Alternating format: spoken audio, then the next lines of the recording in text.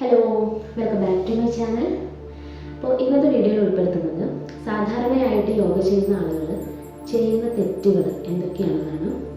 അപ്പോൾ നമുക്കറിയാം, യോഗ എന്ന് പറഞ്ഞിട്ടുണ്ടെങ്കിൽ ശരീരത്തെയും അതുപോലെ തന്നെ മനസ്സിനെയും ഒരുപോലെ മെയിൻറ്റെയിൻ ചെയ്യുന്ന ഒന്നാണ്.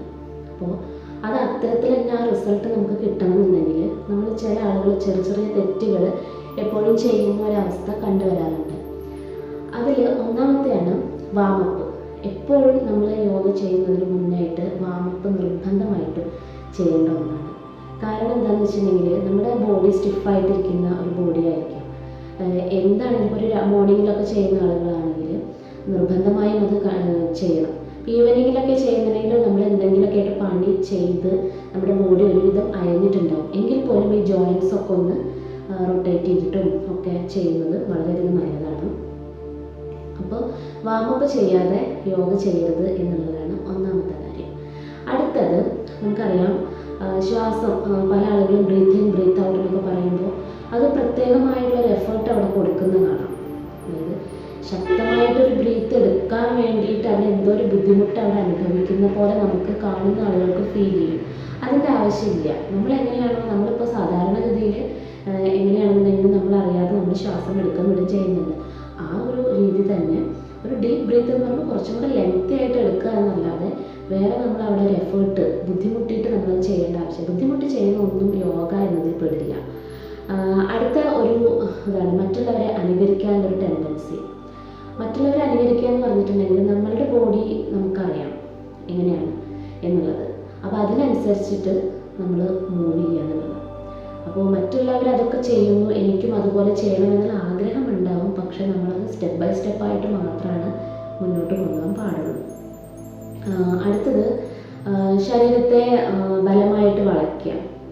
അതായത് ഇപ്പം എത്രത്തോളമാണോ ബെൻഡ് ചെയ്യുന്നത്, നമ്മുടെ എല്ലാവരുടെയും പല ടൈപ്പ് ഓഫ് ബോഡിയാണല്ലേ, പലർക്കും പല അസുഖങ്ങളുണ്ടാവും, ഒക്കെ ഉണ്ടാവും. അപ്പോൾ നമ്മൾ ചെയ്യുന്നത്, ഇപ്പം ഞാൻ ചെയ്യുന്നത് എൻ്റെ ശരീരത്തിന് കംഫർട്ടായിട്ടുള്ളൊരു മൂവ്മെൻറ്റ് മാത്രമേ ചെയ്യാൻ പാടുള്ളൂ. അതല്ലാതെ ചെയ്യുന്നതൊന്നും യോഗയല്ല. നമ്മുടെ ബോഡിയെ നമ്മൾ ചെയ്യുന്ന ഗുണത്തേക്കാളേറെ ദോഷമായിട്ടാണ് വരിക. പിന്നെ വരുന്നതാണ്, അതായത് ഞാൻ ഉദ്ദേശിച്ച ഇത്രയുള്ളൂ, വേദന സഹിച്ചുകൊണ്ട് നമ്മൾ ഒന്നും ചെയ്യേണ്ട ആവശ്യമില്ല എന്നുള്ളത്. പിന്നെ ചെയ്യുന്ന ഒരു കാര്യമാണ് ഭക്ഷണം കഴിച്ച ഉടനെ യോഗ ചെയ്യുന്നത്. ഭക്ഷണം കഴിച്ച ഉടനെ യോഗ ചെയ്യുക എന്ന് പറയുന്നത് അതൊരു പോസിബിളായിട്ടുള്ള 2-3 മണിക്കൂർ ഗ്യാപ്പ് എങ്ങനെയാണെങ്കിലും നമ്മൾ കൊടുക്കേണ്ടതുണ്ട്. 2-3 മണിക്കൂർ എന്ന് പറയുമ്പോൾ ലൈറ്റായിട്ടുള്ള ഫുഡൊക്കെ ആണെന്നുണ്ടെങ്കിൽ ഇപ്പോൾ ഒരു ഈവനിങ്ങിൽ കോഫി അല്ലെങ്കിൽ അതിനോട് എന്തെങ്കിലും സ്നാക്സ് ഒക്കെ കഴിച്ചിട്ടുണ്ടെങ്കിൽ 1.5 മണിക്കൂറിന് ശേഷം ചെയ്യാം. പക്ഷേ ഹെവി ആയിട്ടുള്ള ഫുഡ് കഴിച്ചിട്ടുണ്ടെന്നുണ്ടെങ്കിൽ എങ്ങനെയാണെങ്കിലും അത് ഡൈജസ്റ്റ് ആവാൻ 3 മണിക്കൂർ ടൈം നമ്മളവിടെ കൊടുക്കണം. അപ്പോൾ അതും ഒരു ശ്രദ്ധിക്കേണ്ട ഒരു കാര്യമാണ്. പിന്നെ അതുപോലെ വേദനയും സ്ട്രെച്ചും തമ്മിലൊരു ഡിഫറൻസ് മനസ്സിലാക്കാതെ ചെയ്യുന്നത്. അതായത് നമ്മുടെ ശരീരത്തിൽ നമുക്കറിയാം, അപ്പോൾ എന്തെങ്കിലും ഒരു സ്ട്രെച്ചിങ്, ഇപ്പോൾ ഇങ്ങനെ ഒരു സ്ട്രെച്ച് ചെയ്യുമ്പോൾ ഈ ഒരു സ്ട്രെച്ചിങ്ങിലൊരു പെയിൻ ഉണ്ടാവും. അത് നോർമലി സംഭവിക്കുന്നതാണ്. പക്ഷേ ഉള്ളിൽ നമുക്ക് സഹിക്കാൻ പറ്റാത്തതായിട്ടുള്ള ഒരു വേദന വന്നു കഴിഞ്ഞിട്ടുണ്ടെങ്കിൽ അത് തീർച്ചയായിട്ടും നമ്മൾ അവിടെ വെച്ച് സ്റ്റോപ്പ് ചെയ്യേണ്ടതുണ്ട്. നമുക്ക് അത് ആ ഒരു മൂവ്മെൻറ്റ് ഇപ്പോൾ പറ്റില്ല എന്നുണ്ടെങ്കിൽ തീർച്ചയായും നമ്മളത് ഒഴിവാക്കുക തന്നെ വേണം. ആ പെയിൻ ഒഴിവാക്കിയതിന് ശേഷം മാത്രം അതുപോലെയുള്ള ഇത് കണ്ടിന്യൂ ചെയ്യാൻ ശ്രമിക്കുക. പിന്നെയാണ് സ്ഥിരത ഇല്ലാതെ യോഗ ചെയ്യുന്നത്. സ്ഥിരത ഇല്ലാതെ യോഗ ചെയ്യാന്ന് പറഞ്ഞിട്ടുണ്ടെങ്കിൽ ആഴ്ചയിൽ ഒരു ദിവസം ഒരു 4 മണിക്കൂർ കണ്ടിന്യൂസ് ആയിട്ട് ചെയ്യുന്നതും ബാക്കിയുള്ള ദിവസങ്ങളിലൊക്കെ ഒഴിവാക്കിയിട്ട്, അതായത് എനിക്ക് സൺഡേ മാത്രമേ ഒഴിവുള്ളൂ എന്നുള്ള രീതി ചെയ്യാതെ ഡെയിലി ഒരു 20 to 30 മിനിറ്റ്സ് നിങ്ങൾ അതിനു വേണ്ടി മാറ്റി വയ്ക്കുകയാണെങ്കിൽ തീർച്ചയായിട്ടും അതിൻ്റെ ഗുണം നിങ്ങൾക്ക് ലഭിക്കും. യോഗ എന്ന് പറയുന്നത് ഒരു ജീവിതശൈലിയാണ്. നമ്മൾ കുളിക്കുകയും പല്ല് തേക്കുകയും ഒക്കെ ചെയ്യുന്ന പോലെ ഡെയിലി ചെയ്യേണ്ട ഒരു പ്രവൃത്തിയാണ്. അത് എന്തെങ്കിലും കൂടുമ്പോൾ നമ്മൾ ചെയ്യുമ്പോൾ അത് ഗുണത്തേക്കാളേറെ ദോഷമാണ് അവിടെ സംഭവിക്കുക എന്നുള്ള കാര്യം ഓർമ്മപ്പെടുത്തുകയാണ്. പിന്നെ അതുകൊണ്ട് തന്നെ ഒരു 10 മിനിറ്റ് നിങ്ങളുടെ ബോഡി ഒന്ന് സ്ട്രെച്ചിങ് ചെയ്യാൻ വേണ്ടിയിട്ട് നിങ്ങൾ ഉപയോഗിക്കുന്ന ഒരു സമയം വളരെ വിലപ്പെട്ടതാണ്. അത് നിങ്ങൾക്ക് ഗുണം ചെയ്യുമെന്ന് മാത്രമാണ് ഇതിൽ പറയുന്നത്. പിന്നെ ഉള്ളതാണ് ശവാസനം. ശവാസനം എന്ന് പറയുമ്പോൾ യോഗ ചെയ്ത് കഴിഞ്ഞിട്ടുണ്ടെങ്കിൽ ഏറ്റവും ലാസ്റ്റത്തെ പ്രോസസ്സാണ് ശവാസനം. അത് ഏറ്റവും ഡിഫിക്കൽട്ടായിട്ടുള്ള ഒന്നാണ്. നമ്മുടെ യോഗയിൽ ഏറ്റവും ടഫായിട്ടുള്ള ഒന്നാണ് ശവാസനം എന്ന് പറയുന്നത്. യോഗ ചെയ്യുന്ന ആളുകൾക്ക് അറിയാം, യോഗയെക്കുറിച്ച് അറിയുന്നവർക്കും അറിയുന്നുണ്ടാവും. നമുക്ക് അതൊരു മെഡിറ്റേഷനും കൂടെയാണ്. അപ്പോൾ ആ ഒരു കാര്യം നിങ്ങൾ ശ്രദ്ധിക്കുക എപ്പോഴും. യോഗ ചെയ്യുന്ന ആളുകൾ ശവാസനം സ്കിപ്പ് ചെയ്യാതിരിക്കുക. കാരണം നമുക്ക് അത്രയും നേരം നഷ്ടപ്പെട്ടിട്ടുള്ള എനർജി നമുക്ക് വീണ്ടെടുക്കുന്നത് ഈ ഒരു ശവാസനയിലൂടെയാണ്. അതുകൊണ്ട് ബാക്കിയുള്ളതൊക്കെ ഒരു 10 മിനിറ്റ് ശവാലം, ഒരു 5 minute, 5 to 7 second 5 to 7 minute നമുക്ക് ഇതിനു വേണ്ടി മാറ്റി വയ്ക്കാൻ, ശവാസനയ്ക്ക് വേണ്ടി മാറ്റി വയ്ക്കുക എന്നുള്ളത് നിർബന്ധമായിട്ടുള്ളൊരു കാര്യമാണ്. പിന്നെ കംഫർട്ടായിട്ട് യോഗ ചെയ്യുന്നതിൻ്റെ ഇടയിലാണെന്നുണ്ടെങ്കിലും നമ്മൾ ബ്രീത്തിങ് ലെവൽ കൺട്രോൾ ചെയ്യാൻ പറ്റാതെ ഇങ്ങനെ, അതായത് ഹാർട്ട് ബീറ്റ് ഭയങ്കരമായിട്ട് കൂടിയിട്ടുള്ള ആസനങ്ങളൊക്കെ ഉണ്ടാവില്ല, ജമ്പിങ് അങ്ങനെയുള്ളതൊക്കെ ചെയ്യുമ്പോൾ അതൊക്കെ നോർമലാക്കിക്കൊണ്ട് ചെയ്യാം.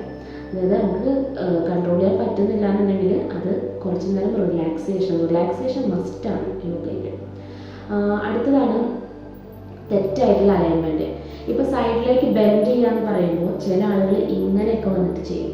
പക്ഷേ കറക്റ്റായിട്ട് ഇങ്ങനെ തന്നെ സ്ട്രെച്ച് ചെയ്ത് ആ ഒരു ബോഡിയെ സൈഡിലേക്ക് തന്നെ ബെൻഡ് ചെയ്യാനും, അതുപോലെ തന്നെ അലൈൻമെൻറ്റ് ഇപ്പോൾ ബാക്കിലേക്കും ഫ്രണ്ടിലേക്കും ഒക്കെ ഏത് ഭാഗത്തേക്കാണ് പറയുന്നത് അതിനനുസരിച്ചിട്ടുള്ള മൂവിങ് അവിടെ ചെയ്യുക. അല്ലാതെ തെറ്റായിട്ടുള്ള അലൈൻമെൻറ്റ് കൊണ്ടുവന്നിട്ടുണ്ടെന്നുണ്ടെങ്കിൽ അത് നമുക്ക് ഗുണത്തെക്കാളേറെ ദോഷമാണ് ചെയ്യുക.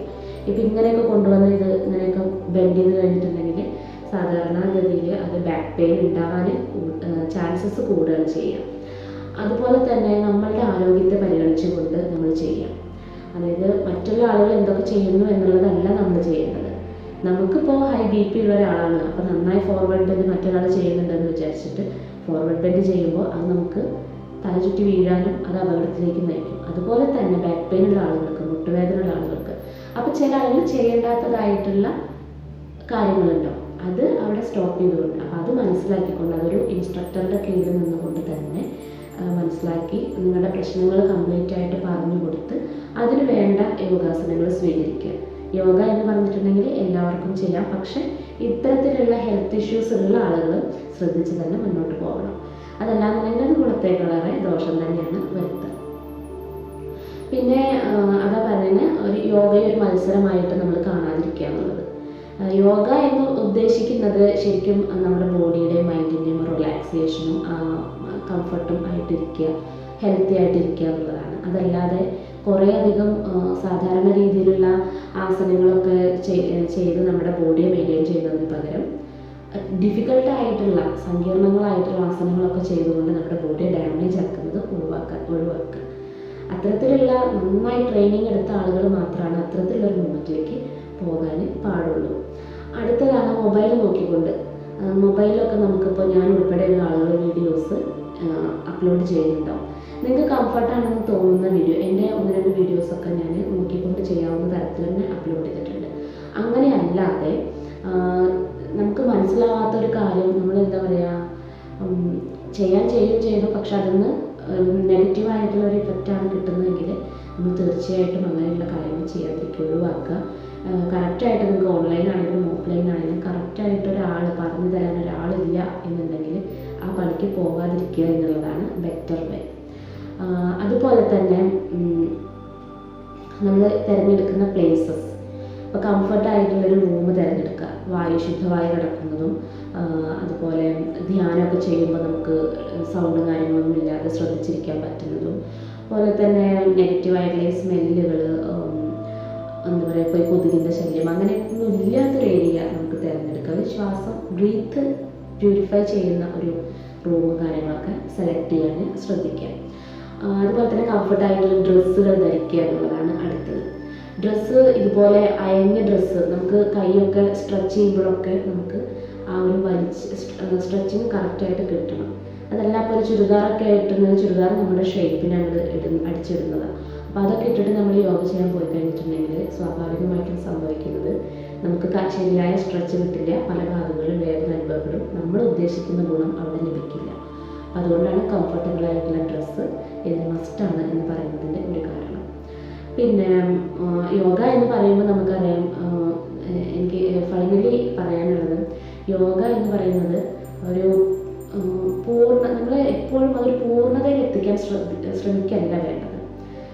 പെർഫെക്റ്റ് അവിടെ ഇമ്പോർട്ടൻ്റ് അല്ല, പക്ഷേ ആ ചെയ്യുന്ന, ഇപ്പോൾ കൈ ഉയർത്തുക എന്ന് പറയുമ്പോൾ കൈവേദനയുള്ള ഒരാളെ സംബന്ധിച്ച് ഇത്രയാവും പറ്റുന്നുണ്ടെങ്കിൽ അത്ര പൊന്തിച്ചാൽ മതി. അതേപോലെ 2 കൈ കൂപ്പി സ്ട്രെച്ച് ചെയ്യുക എന്ന് പറയുമ്പോൾ കാണുന്നുണ്ടോ എന്നറിയില്ല, അങ്ങനെ സ്ട്രെച്ചിങ് കൊടുക്കുമ്പോൾ അത് പറ്റാത്ത ഒരാളാണെന്നുണ്ടെങ്കിൽ എത്രയാണോ നിങ്ങൾക്ക് പറ്റുന്നത് അതുവരെ ചെയ്യുക. അപ്പോൾ അത് നമ്മൾ പെർഫെക്ഷൻ അല്ല, നമ്മളെ കൊണ്ട് ഓരോന്ന് ചെയ്ത് നമ്മളത് പെർഫെക്റ്റിലേക്ക് പിന്നീട് ആവുന്നതാണ്. അപ്പോൾ അതുകൊണ്ട് തന്നെ നമ്മൾ ബ്രീത്തിലാണെന്നുണ്ടെങ്കിലും ശരീരത്തെ മനസ്സിലാക്കിക്കൊണ്ട് കാര്യങ്ങൾ മുന്നോട്ട് കൊണ്ടുപോകുക എന്നുള്ളതാണ് ഈ ഒരു വീഡിയോയിൽ ഞാൻ നിങ്ങളുമായിട്ട് ഷെയർ ചെയ്യുന്നത്. അപ്പോൾ ഈ വീഡിയോ നിങ്ങൾക്ക് യൂസ്ഫുൾ ആയിട്ട് തോന്നുകയാണെന്നുണ്ടെങ്കിൽ തീർച്ചയായിട്ടും ലൈക്ക് ചെയ്യാനും കമൻറ്റ് ചെയ്യാനും, അതുപോലെ തന്നെ പുതിയ ആളുകളൊക്കെ കാണുന്നുണ്ടെങ്കിൽ സബ്സ്ക്രൈബ് ചെയ്യാനും മറക്കരുത്. ഇതുപോലുള്ള യൂസ്ഫുൾ ആയിട്ടുള്ള വീഡിയോസ് ഇനിയും കിട്ടുന്നതിന് വേണ്ടിയിട്ട് നിങ്ങൾ എന്തായാലും നിങ്ങളുടെ സപ്പോർട്ട് അത്യാവശ്യമാണ്. അപ്പോൾ എൻ്റെ പേര് രമ്യ എന്നാണ്.